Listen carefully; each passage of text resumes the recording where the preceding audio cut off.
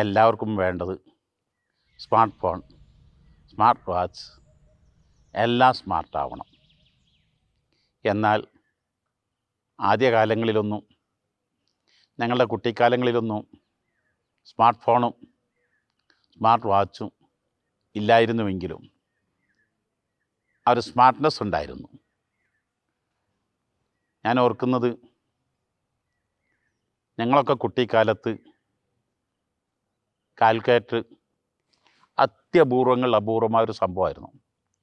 ഞാൻ ആദ്യമായിട്ട് കണ്ടത് 1979 ഉപ്പ വിദേശത്ത് പോയി വന്നപ്പോൾ കൊണ്ടുവന്ന കാൽക്കുലേറ്റർ. അന്നത് കാണാൻ ധാരാളം ആളുകൾ വന്നിരുന്നു. പക്ഷേ അന്നൊക്കെ കണക്ക് മനക്കണക്കായിട്ട് എല്ലാവരും പെട്ടെന്ന് കണക്കൂട്ടി പറയുന്നു.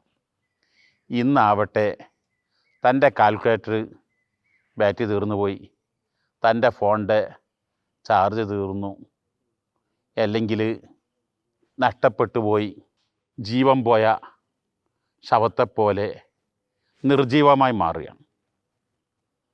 എൻ്റെ കുട്ടിക്കാലത്ത് മദ്രസയിൽ 3-ാം ക്ലാസ്സിൽ പഠിക്കുമ്പോൾ ഒരു വളരെ പ്രായം ചെന്ന ഒരു കാരണവരുണ്ടായിരുന്നു. അവരോട് ടൈം ചോദിച്ചാൽ തിരിച്ച് ചോദിക്കും, സ്റ്റാൻഡേർഡ് ടൈമാണോ ഗ്രൂപ്പ് ടൈമാണോ. അദ്ദേഹത്തിൻ്റെ കയ്യിൽ വാച്ചോ ഫോണോ ഒന്നുമില്ല.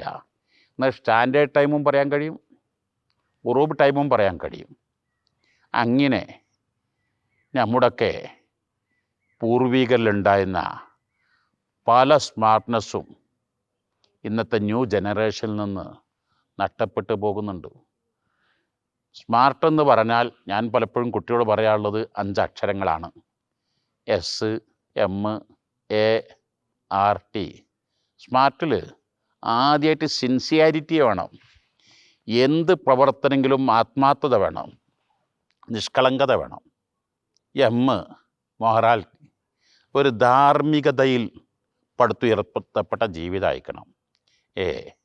അഫെക്ഷൻ, ഒരനുകമ്പയും സ്നേഹവും അവൻ്റെ ജീവിതത്തിൻ്റെ ഒരു ഭാഗമായി മാറണം. 6 റെസ്പോൺസിബിലിറ്റി. Time management. അപ്പോൾ ടൈം മാനേജ്മെൻറ്റിലൂടെ റെസ്പോൺസിബിലിറ്റിയോട് കൂടെ അഫെക്ഷനും സിൻസിയാരിറ്റിയും മൊറാലിറ്റിയും ഉള്ള മനുഷ്യൻ സ്മാർട്ട് ഫോണും സ്മാർട്ട് വാച്ചും ഇല്ലാത്ത ഉള്ളവരെക്കാൾ വളരെ കൂടുതൽ സ്മാർട്ട്നെസ് അവരിലുണ്ടാകും. അവർ വളരെ മികച്ചവരായിരിക്കും. ഇതെല്ലാം എൻ്റെ ജീവിതത്തിലുണ്ടോ ഇല്ലേ എന്ന് ഞാൻ എന്നിൽ അർപ്പിതമായ ദൗത്യം, അത് ഏൽപ്പിച്ച വിധം ഞാനത് പൂർത്തീകരിക്കുന്നുണ്ടോ, എനിക്ക് എത്ര മാർക്ക് കിട്ടും. അങ്ങനെ 5ലും നമ്മുടെ മാർക്കൊന്ന് വിലയിരുത്തി, നമ്മുടെ സ്മാർട്ട്നെസ് ഒന്ന് വിലയിരുത്തുക.